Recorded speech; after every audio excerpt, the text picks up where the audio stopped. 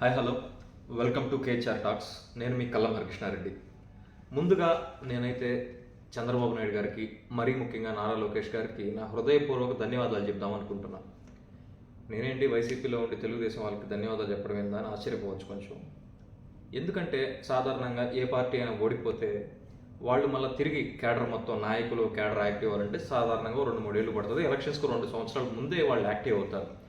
కానీ నారా లోకేష్ గారు వారి రెడ్ బుక్ రాజ్యాంగం ద్వారా పెడుతున్న అక్రమ కేసులు, చేస్తున్న అక్రమ అరెస్టుల వల్ల within the span of less than 6 monthsలోనే మా పార్టీ మొత్తం, అటు క్యాడర్ ఇటు నాయకులు మొత్తం కూడా యాక్టివేట్ అయిపోయారు. ఈ మాట నేను ఎందుకు చెప్తున్నాను అంటే, వాస్తవంగా నా మీద కూడా దాదాపు ఒక 12 కేసులు ఈ గవర్నమెంట్ వచ్చిన తర్వాత ఈ 8 నెలల కాలంలో 12 కేసులు నా మీద నమోదు చేసి నన్ను అరెస్ట్ చేయడం జరిగింది, జైలుకు పంపించడం జరిగింది. నేను 50 రోజులు పైగా జైల్లో ఉన్నాను. ఈ జైల్లో ఉండే క్రమంలో రాష్ట్ర వ్యాప్తంగా కేసులు పెట్టిన క్రమంలో రాష్ట్ర వ్యాప్తంగా ఉన్న కోర్టులకు తిప్పారు. ఎందుకంటే అక్కడ పోలీస్ స్టేషన్లో కేసులు నమోదైనాయి కాబట్టి అక్కడ రకరకాల జైళ్ళకు కూడా నేను వెళ్ళినప్పుడు ఎటువైపు చూసినా దాదాపు ఒక 60-70% వైఎస్ఆర్ కాంగ్రెస్ పార్టీకి సంబంధించిన కార్యకర్తలు, నాయకులు, అంటే ఎంపీటీసీ, జెడ్పీటీసీ, సర్పంచ్, ఈ క్యాడర్ వాళ్ళు వీళ్ళు తగులుతూ ఉన్నారు. ఏంటన్న పరిస్థితి, మరి మిమ్మల్ని అరెస్ట్ చేశారు కదా, ఏమన్నా బాధపడుతున్నారా, లేకపోతే రేపు నుంచి బయటకు వెళ్ళిన తర్వాత ఈ రాజకీయాలు మనకెందుకు లేని మీరు గమ్మున ఉండాలనుకుంటున్నారంటే, అయ్యో భలేవాడి హరి, వాళ్ళు ఇచ్చిన అసలుకి వడ్డీతో కలిపి ఇవ్వాలి కదా. ఇవ్వాలి అంటే మనం అధికారంలోకి రావాలి కదా. మనం అధికారంలోకి రావాలి అంటే పార్టీ మరింత పటిష్టం చేయాలి, మరింతగా బలపడాలి కదా. కాబట్టి ఎప్పుడైతే బెయిల్ వస్తుందో, ఎప్పుడైతే నేను ఈ జైలు నుంచి బయటకు వెళ్తానో, మొదటి రోజు నుంచి నా ప్రయాణం, నా పయనం, నా గోల్ పార్టీని పటిష్టం చేయడం, ఈ ప్రజా వ్యతిరేక విధానాలని ఈ ప్రభుత్వం తీసుకుంటున్న వాటిని ఎండగట్టడం, పార్టీ పిలుపునిచ్చిన ప్రతి కార్యక్రమంలో కూడా చురుగ్గా పాల్గొనటం, ఇదే నా ధ్యేయం. వాళ్ళు ఏదో చేశారు కదా, నన్ను అరెస్ట్ చేసి లోపల పెడితే, నన్ను అణిచివేయాలని చూస్తే నేను ఆగిపోయేవాడిని కాదు, ఆగిపోవాలనుకోవడం లేదు. ఎందుకంటే నా తప్పు లేకుండా నన్ను ఇబ్బంది పెడుతున్నారు. కాబట్టి ఖచ్చితంగా దీన్ని నేను ఊరుకునేది లేదు.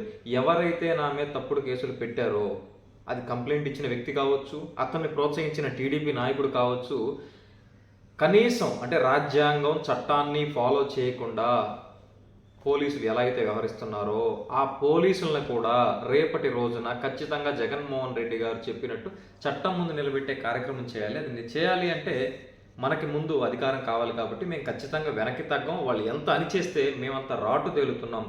అక్కడ వీక్ మైండెడ్ అంటే కొంచెం బలహీనంగా కుటుంబం, ఫ్యామిలీ, పిల్లలు అన్న వాళ్ళు కూడా దాదాపు 2 నెలలు 3 నెలలు ఉండగా నేను అడిగాను, ఏంటన్నా మరి మీరు కుటుంబాన్ని చూడకుండా ఉంటారంటే, ఇంతకింత వాళ్ళు అనుభవించేలా చేయాలి అంటే మేము కష్టపడాలి. మా కోసం కాదు, వీళ్ళు మాకు చేసిన అవమానం కోసం మేము రేపు కష్టపడతాము అని చెప్తూ ఉన్నారు. జగన్మోహన్ రెడ్డి గారు గతంలో మొన్న కూడా చెప్పారు, చంద్రబాబు నాయుడు గారు, లోకేష్ గారు, మీరు ఈ దాడులు కనుక ఆకపోతే రేపటి రోజున మేము అధికారంలోకి వస్తే నేను వద్దు అన్నా కానీ మా క్యాడర్ వినే పరిస్థితిలో ఉండదు అని గతంలోనే జగన్మోహన్ రెడ్డి గారు చెప్పారు. ఆయన మాట చెప్పడానికి గల కారణం ఏంటంటే, ఈ జైల్లో ఒక్కొక్కరి బాధలు, అంటే అసలు ఏ తప్పు లేకపోయినా టీడీపీ వాళ్ళే వచ్చి గొడవ పెట్టుకోవడం, టీడీపీ వాళ్ళే వచ్చి దాడులు చేయడం, తిరిగి అటెంప్ట్ మర్డర్ కేసుల్లో వీళ్ళని బలి చేయడం, లేదు అంటే గంజాయి కేసుల్లో పెట్టడం, అసలు సంబంధం ఉండదు వీళ్ళకి, తీసుకొచ్చి గంజాయి కేసులో లోపల వేయడం, ఎందుకు బెయిల్ ఒక 3 నెలల పాటు రాకుండా ఉంటుంది కదా అని చెప్పేసి నిజంగా కేసులు పెట్టడం, జైల్లో ఉండటం, ఇవన్నీ చేస్తేనే మీ తెలుగుదేశం నాయకులు, మీ తెలుగుదేశం క్యాడర్ ఈగో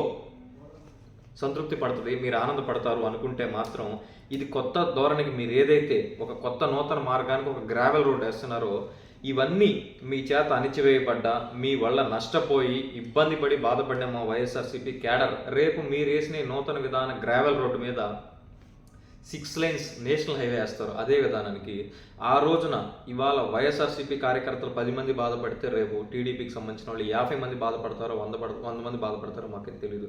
కాబట్టి ఇలాంటి మీరు ఏదైనా చేయదలుచుకుంటే కంప్లీట్లీ డైవర్షన్ పాలిటిక్స్, ఒక హామీ అమలు పరచడం మనకు చేత కాదు. ఏ పెట్టుబడి రాకపోయినా ఆహా ఓహో అనుకుని డప్పు కొట్టి మనం మంద మీడియా ఉంది కదా, పచ్చ మీడియా అని చెప్పి దాంట్లో ప్రగల్భాలు పలకడం తప్ప ఈ రాష్ట్రానికి మీరు గత 8 నెలల్లో చేసింది శూన్యం. 1,00,000 కోట్లకు పైగా అప్పు చేశారు, ఒక్క పేదవాడికి కూడా పథకం అందించలేదు. అదేమంటే జగన్మోహన్ రెడ్డి హయాంలో అప్పులమయం అయిపోయింది. కాబట్టి మళ్ళా చెప్తున్నాను, జగన్మోహన్ రెడ్డి గారు ఏదైతే చెప్పారో మాట, రేపటి రోజున నేను వద్దన్నా మా క్యాడర్ వినే పరిస్థితి లేదు అనేది త్వరలో, అంటే ఎలక్షన్లు ఎప్పుడు వస్తే అప్పుడు జగన్మోహన్ రెడ్డి గారు ముఖ్యమంత్రి అవడం, ఆ తర్వాత క్యాడర్ అదే చేయబోతా ఉంది. దాన్ని ఆ వేడిని, ఆ వేగాన్ని మీరు తగ్గించాలంటే ఇప్పటికైనా ఈ అక్రమ అరెస్టులు, ఈ అక్రమ కేసులు పెట్టడం మానుకోవాలని కోరుకుంటూ థ్యాంక్ యూ.